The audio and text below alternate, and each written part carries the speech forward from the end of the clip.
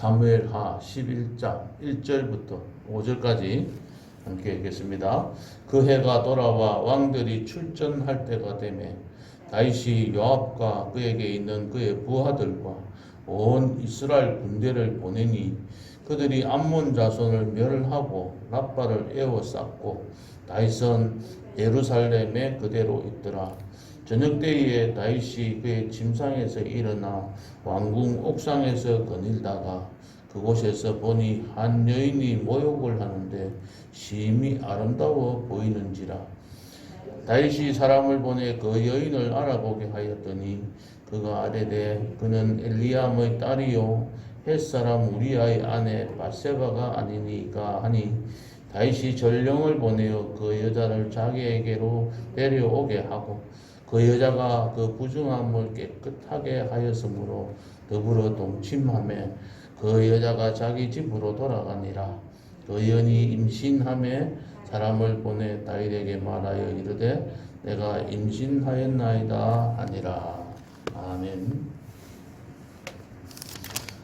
본문 말씀은 잘 아는 내용입니다.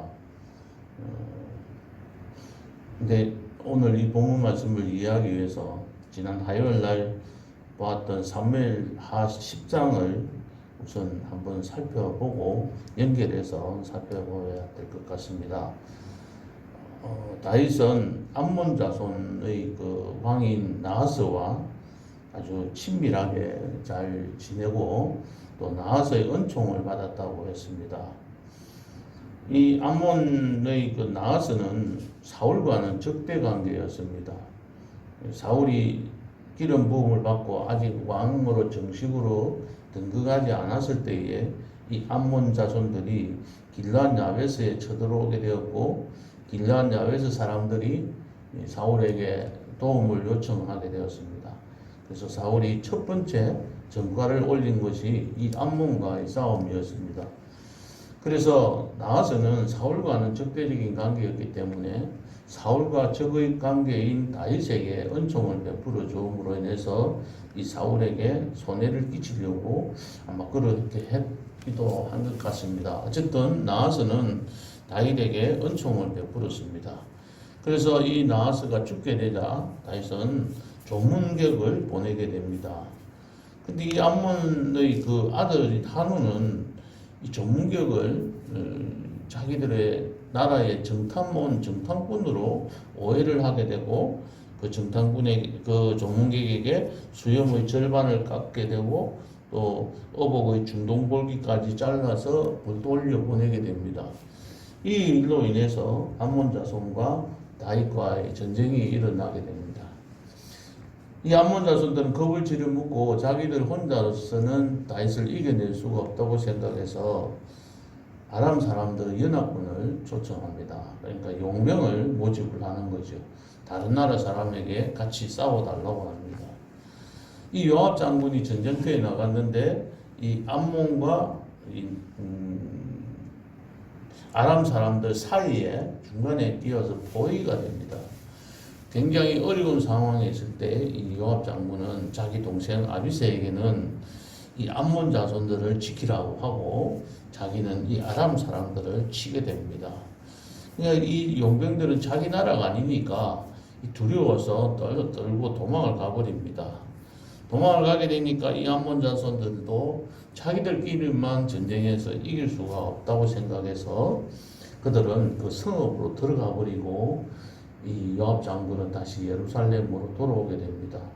그러니까 지금 제가 말씀드리는 이유는 암몬 자손과의 전투가 1차적으로는 승리를 거두었지만은 완전히 끝난 상황이 아니라는 것이죠. 오늘 11장 1절에 보면 그 해가 돌아와 이렇게 했는데 아마 그때 전쟁을 어느 1차, 2차 전쟁을 치르고 난 다음에 10장에서 겨울이 되어서 전쟁을 더 이상 할 수가 없었던 걸로 봅니다. 여기서 그 해가 돌아와 왕들이 출전할 때가 되매라고 이 때가 어느 때냐면 겨울이 지나고 봄이 오는 우리나라 계절로 하면 약 3월 정도 되었을 때 이렇게 말을 합니다. 그때에 이 다윗이 이 암몬 자손들을 다시 공격하게 하기 위해서 요압 장군과 그의 부하들과 온 이스라엘 군대를 파견하게 됩니다.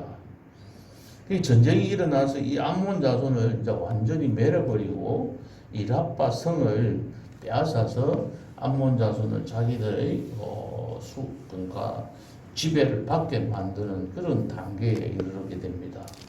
오늘 11장 1절에서 이런 말씀이 있고 12장을 넘어가서 한번 보겠습니다. 12장 26절입니다. 12장 26절부터 31절까지 함께 읽겠습니다.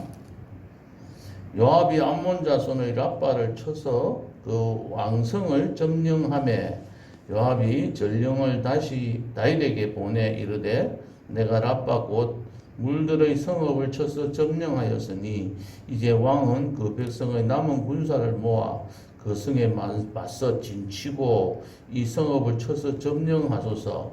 내가 이 성읍을 점령하면 이 성읍이 내 이름으로 일컬음 받을까 두려워하나이다 하니 다시 모든 군사를 모아 라빠로 가서 그곳을 쳐서 점령하고 그 왕의 머리에서 보석 박힌 왕관을 가져오니 그 중량이 금 한 달란트라. 다윗이 자기의 머리에 써니라. 다윗이 또 그 성읍에서 노력한 물건을 무수히 내오고 그 안에 있는 백성들을 끌어내어 톱질과 쓰레질과 이렇게까지 해야 됩니까?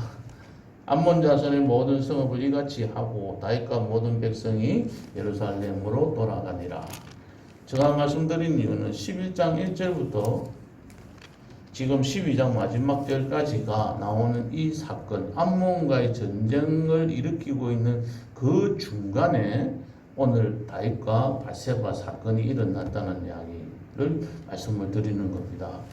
물론 거기에 보면 나단 선지자가 다윗에게 12장에 오면 잘못을 지적하게 되고 뉘우치게 되고 또 그 아들을 처음 난 아들은 죽게 되고 그 솔로몬이 태어나는 그 사건들이 그 속에 가운데에 기록이 되어 있지만은 그 사건에 관련되는 내용을 11장과 12장에 기록하고 있습니다만은 이 사건의 그러니까는 밧세바를 범하게 되는 사건이 암몬과의 전쟁을 일으키고 있는 그 상황, 마지막 아직까지 끝나지 않은 전쟁 중에 이러한 일들이 일어났다는 것을 말씀을 드리는 겁니다.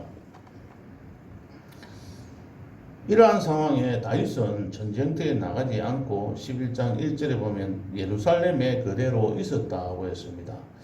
그 배경을 한번 살펴보면 2절에 보면 또 저녁때라는 것은 아직까지 밤이 되지 않고 저녁 식사 시간쯤 된다고 봅니다. 그때 다윗이 그의 침상에서 일어났다고 했습니다. 다시 말하면 낮잠을 잤다는 것이죠. 낮에 잠을 자고 일어나서 왕궁 옥상에서 거닐다가 그곳에서 이렇게 더 내려다 보니까 한 여인이 목욕을 하는데 심히 아름다워 보였다. 여러 가지로 성경에서나 사람들의 이야기는 다윗이 밧세바를 권력을 이용해서 취했다고 이야기도 합니다. 그래서 그렇게도 이야기하는 사람도 있고 다윗과 밧세바라는 영화를 보시면 그렇기보다는 이 밧세바가 오히려 다윗을 유혹하는 그러한 장면들로 나오기도 합니다.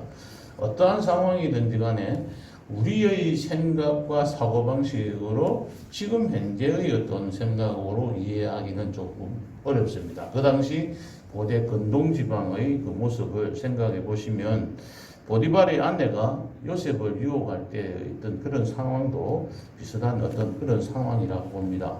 다윗의 잘못을 적게 하기 위한 그런 변명의 뜻으로 하는 것이 아니라 그때의 상황이 어떠한 것인지 지금 현재 우리나라에 우리가 처해 있는 이 상황과 비슷하다고 생각하지 마시고 옛날에 이러한 모습들, 남자와 여자의 그 관계가 조금 더 자유로웠던 그런 시대였고 그것이 법으로 크게 통제되지 않았던 그런 시대였습니다. 어쨌든 간에 이러한 상황 속에서 이 상황들이 일어나게 되었고 1절부터 5절까지는 그 배경과 밧세바의 그 간음 사건이 여기에 나타나게 되고 임신을 하게 되니까 6절부터 이것을 숨기기 위해서 그의 남편 우리아를 전쟁터에서 그 암몬과의 전쟁터에서 지금 전쟁을 하고 있는 그 장군을 불러들이게 됩니다. 불러들여서 말을 듣지 않자 그 우리아까지 죽여버리고, 그 다음 22절, 6절부터 보면 그 장례 기간 동안에는 우리아가 장례를 치르고 난 다음에 다시 그 아내를 취해버립니다. 아내로 삼아버립니다. 그리고 마지막 절에 보면 27절 마지막에 11장 27절에 보면 다윗이 행한 그 일이 여호와의 보시기에 악하였더라. 그렇게 하면 12장부터는 나단 선지자를 통해서 지적하는 부분입니다. 다음에 살펴보기로 하겠습니다. 오늘 이 말씀을 통해서 우리가 한번 생각해 볼 수 있는 것은 다윗은 어떤 죄를 여기서 저질렀는가. 첫 번째는 우리가 잘 알고 있는 이 바세바와의 간음 사건입니다. 그의 어떤 권력을 이용하기도 하고 또 주변의 어떤 여건들을 자기의 욕망을 채우는 일에 활용을 했던 겁니다. 두 번째는 이 죄는 자기가 그 죄를 은폐하기 위해서 전쟁터에 있는 우리아를 불러들인 것 자체가 잘못되었다는 겁니다. 전쟁을 하러 보낸 사람을 불러들여서 자기의 어떤 범죄를 덮으려고 하는 데에 활용한 것도 정당한 행위가 아닙니다. 세 번째는 그 말을 듣지 않자 이 우리아를 전쟁터의 그 최전방에 보내어서 죽게 만드는 이 살인죄까지 범하게 되는 이러한 일들을 다윗이 저지르게 됩니다. 레위기의 20장 10절에 보면 누구든지 남의 아내와 간음하는 자, 곧 그 이웃의 아내와 간음하는 자는 그 간부와 음부를 반드시 죽일지니라 했습니다. 그 간부와 음부라고 했는데 그 남자와 여자를 붙자가 한자가 다릅니다. 간부와 남자와 여자는 반드시 죽이라고 했습니다. 그러면 이 다윗은 죽음을 당해야 되는 그런 행불에 속해야 될 그 정도로 큰 죄악을 저지르게 됩니다. 그게 그 죄를 회개하고 뉘우치고 그 다음에 일어난 일들은 다음에 살펴보기로 하고, 오늘 이 말씀을 통해서 우리가 한번 살펴보고자 하는 것은 우리가 다윗이 언제 범죄했는가, 그럼 우리는 언제 범죄할 수 있는지 우리 자신들을 한번 돌아보고자 합니다. 오늘 1절에 보면은 그 해가 돌아와 왕들이 출전할 때가 되매 그렇게 이야기하고 있습니다. 왕들이 출전할 때라는 것은 지금처럼 아까 조금 전에 말씀을 드렸듯이 지금 암몬과의 전투가 완전히 끝나지 않은 상황에서 이제 전쟁을 해보니까 계속 다윗이 승리를 하게 되는 겁니다. 다윗이 자신이 안 나가도 장군들만 보내어도 전투에서 승리하게 되니까 자만심이 생기는 겁니다. 자부심이 생기는 겁니다. 이제는 자기가 나서서 전쟁을 하지 않아도 된다고 생각합니다. 옛날에 고대의 왕들은 보면 전쟁터에 나가면 반드시 선두에 서서 군사들을 직접 지휘하였습니다. 전쟁에서 전투에서 전쟁을 잘 치르는 전투를 잘하는 사람이 왕으로 뽑혔습니다. 로마 시대 때 황제가 되는 사람들도 전쟁터에 나가서 큰 전과를 올린 사람들이 영웅이 되어서 로마의 황제로 등극하게 됩니다. 전쟁을 잘 치르지 못하는 사람들, 지휘하지 못하는 사람들은 그 당시에 왕이 될 수가 없었습니다. 이처럼 왕은 선두에 서서 군사들을 직접 지휘해야 하는데 그는 직무를 다하지 않고 왕궁에 머물러 있었습니다. 암몬을 이길 정도로 강한 나라였기 때문에 참여하지 않을 수도 있었을 것입니다. 그것이 다윗이 가지고 있는 자만심이고 그걸로 인해서 나태해지고 영적인 상태가 느슨해지는 겁니다. 다시 말하면 어떤 때 우리가 범죄하게 됩니까? 뭐든지 일이 잘 되어갈 때, 모든 내가 생각하고 있던 일들이 잘 풀려갈 때, 이럴 때 우리는 범죄하게 되는 겁니다. 이 죄의 자리에 빠지게 되는 것들도 보면 다윗이 범죄하는 과정을 한번 살펴보면은 이 자리에 가만히 머물러서 저녁 때까지 침상에서 자다가 일어나가지고 별 할 일이 없으니까 옥상에 올라가서 무료해가지고 옥상에 거닐다가 이 여인을 보게 되는 것이죠. 이거 보니까 2절 마지막에 보면 심히 아름다워 보였다고 했습니다. 이것을 보면 무엇과 좀 대조가 우리가 비교해서 볼 수 있냐면 뱀의 말을 들은 그 하와를 우리가 한번 생각해 볼 수 있습니다. 선악을 알게 하는 나무가 그 나무를 봤을 때 먹음직도 하고 보암직도 하고 지혜롭게 할 만큼 탐스럽기도 했다는 겁니다. 그렇기 때문에 그는 그것을 이거 하나 따먹는 정도야 뭐 문제가 있겠냐라고 생각을 자기 자신을 자꾸 합리화시켜 나가는 겁니다. 그때에 죄의 길에 빠지게 됩니다. 우리가 죄의 길에 들어서게 되는 경우는 죄를 짓게 되는 경우가 어느 때냐는 거죠. 우리는 다윗보다도 뛰어난 자들이 아닙니다. 우리가 다윗을 비난할 수 있을 정도의 우리들은 의로운 자들도 아닙니다. 다윗은 죄를 지었지만은 우리는 죄를 안 지을 수 있다고 자신 있게 내세우며 나는 그런 사람이 아니라고 생각하면서 주장하고 자기 자신을 어떻게 다른 사람을 정죄할 만한 그런 우리들은 아닙니다. 우리들도 똑같이 이런 식으로 당할 수밖에 없습니다. 제가 이 말씀을 준비하면서 쭉 생각해 보니까 언제 죄의 길에 들어서게 될 것인가 되는가. 첫 번째는 외부적인 어떤 핍박과 환란이 닥칠 때에 우리가 죄를 지을 수밖에 없고 외부의 압력이 너무 거세어서 아이고 내가 하나님을 위해서 안 믿습니다 하고 부인하고 하나님을 떠나서 그들이 시키는 대로 순종하며 나아가는 경우들이 있습니다. 코로나로 인해서 우리가 예배 드리고 이렇게 하는 모든 문제를 방해할 때에 순종하고 나아가는, 만약에 말을 안 들으면 벌금을 물어야 된다. 벌금을 물어도 교회 나와서 예배 드려야 됩니다. 그렇잖아요. 그리고 범죄를 전염병을 남들에게 퍼지게 할까 싶어서 걱정이 되면 내 자신을 잘 가꾸어서 남에게 전염시키지 않도록 나를 담비해야 되는 것이지, 이 말을 잘 듣고 와서 예배 안 드리는 것으로 만족하는 것은, 이것은 우리가 우리 자신들을 정당화시키고 합리화시킬 뿐이지 하나님과 우리의 관계에서 정당한 행위는 아니라는 겁니다. 내가 너희들 아버지를 섬기고 너가 아버지 부모님들을 섬기면 내게 큰 피해를 줄 것이라고 할 때 사람들은 도망을 가고 나 아버지만 모르는 사람입니다 하고 도망가고 다른 사람을 섬길 수가 없지 않습니까? 하나님을 모르고 하나님을 멀리 할 수 있는 그런 상황이 아니죠. 그런데 이 일들은 그래도 어느 정도 지킬 수가 있습니다. 벌금만 내면 되니까요.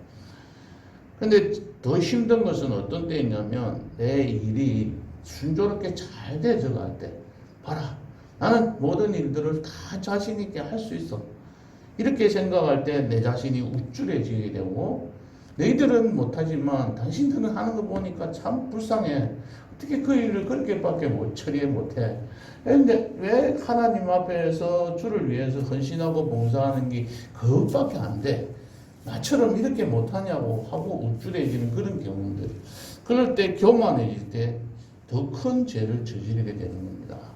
하나님 안에서 큰 죄가, 가장 큰 죄가 성도를 사랑하지 않는 것이, 이웃을 사랑하지 않는 것이 가장 큰 죄인데, 우리가 주를 섬긴다고 하면서 헌신하고 봉사하지 않는다고 남들을 정죄하면서 남을 미워하는 것은, 이거는 이웃을 사랑하지 않는 더 큰 죄를 저지르게 되는 그런 가오에 빠질 수가 있는 겁니다.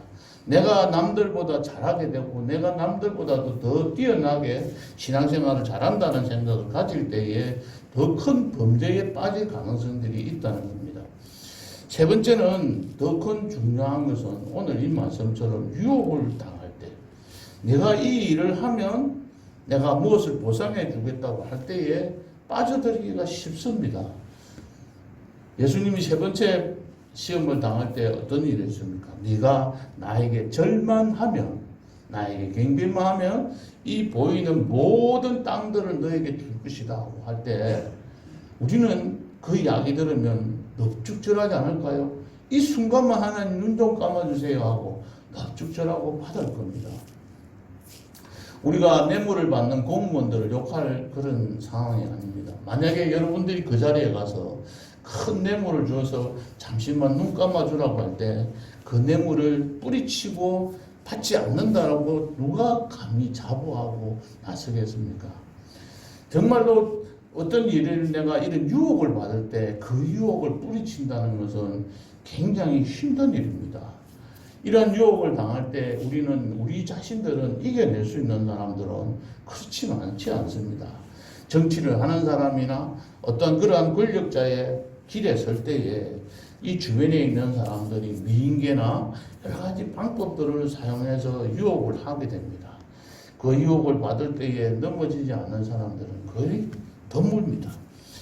우리는 다윗보다 뛰어난 자들도 아니고 다윗을 비난할 수 있을 정도로 그렇게 우리가 어려운 사람들도 아닙니다. 성경 말씀에 보면 선줄로 생각하는 자는 넘어질까 조심하라고 하신 말씀을 기억하면서 오늘도 이 땅을 살아가는 날 동안에 이러한 죄의 자리에 우리가 들어서지 않도록 성령 하나님께서 친히 간섭하여 주시고 성령 하나님께서 인도해 주시고 내가 그러한 교만의 죄나 이러한 유혹에 빠지는 죄나 또는 핍박을 받았을 때 예수님을 알지 못한다고 부인하는 그러한 죄의 자리에 들어서지 않고 신앙적인 승리를 거두는 하루가 되시기를 주님의 이름으로 축복합니다. 기도하시겠습니다. 하나님 아버지, 오늘 다윗은 자신의 어떤 위치에서 행해야 할 바를 행하지 않고 전쟁터에 나가지 않고 왕궁에 거니며 살아갈 때에 이러한 유혹을 받게 되었고 또 지금까지 가는 곳마다 여호와 하나님께서 함께 해주셔서 전쟁터에서 승리하게 해주셨고 모든 일들이 다 형통한 축복들을 받아 누릴 때에 이와 같은 유혹에 넘어져서 또 다른 큰 죄를 저지르게 되고 다윗 왕국이 굉장히 힘들고 어려운 상황에 몰리기까지 그러한 죄의 결과로 인해서 일어나는 일들을 우리가 바라봅니다.